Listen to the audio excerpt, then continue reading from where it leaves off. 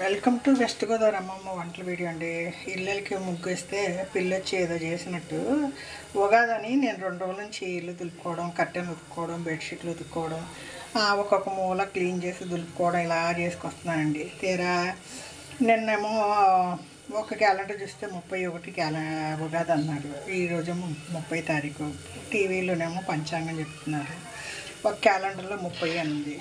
సరేలే మనల్ని ఒక్కొక్క చోట క్లీన్ చేస్తాం కదా, సరే తోరణాలు ఎగట్టి ఒక దీపం పెడితే ఒక ఉగాది పచ్చడి చేస్తాయి కదండి. ఏదో చిన్న చిన్న పనులు ఉంటాయి కదండి, పొద్దుట్లే చేసుకుంటా మా వారు చేపలు తీసుకొచ్చారండి. శత్రువులు ఎక్కడో ఉంటాయండి మన ఇంట్లో, మన చుట్టూ, మన ఇంట్లో వాళ్ళే మన శత్రువులు. చూడండి ఎంత చేసి చేపలు తీసుకొచ్చారు. వండకపోతే తగదవుతుంది. ఇప్పుడు పూజ చేయాలంటే ఇల్లు శుభ్రంగా ఉండాలండి. ఇల్లు శుభ్రంగా అన్నీ చేశాను, ఇంకా పూజ అవ్వలేదు. చేపలు వంట టైం అయిపోయింది. ఏం చేస్తామండి, కరువు వండేసి పొయ్యి మళ్ళీ వంట రూమ్ కడుక్కుంటే పోతే సాయంత్రం దీపం వెలిగించి వచ్చాను. మనం ఏదో చేద్దాం అనుకుంటామండి, అన్నీ మన చేతుల్లో ఉంటాయండి. ఏదో జరిగినాయి,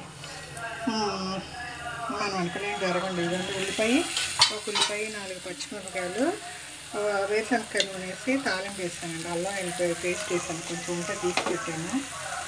ఇది బాగా బ్రౌన్గా వచ్చాకండి 2 స్పూన్లు కారం వేసి చింతపండు పులుసు వేస్తానండి. చింతపండు పులుసు వేసి ఒక పొంగు దగ్గరికి వచ్చాక అప్పుడు చేపలు వేస్తాను. ముందే చేపలు వేస్తే ఇరిగిపోతాయి.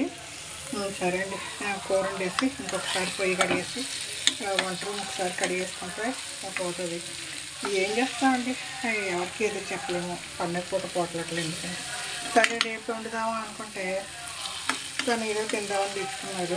వండపోతే చెప్పేస్తారు. ఇదండి భక్త ముక్త అంటే భక్తి మందండి. వాళ్ళు వచ్చి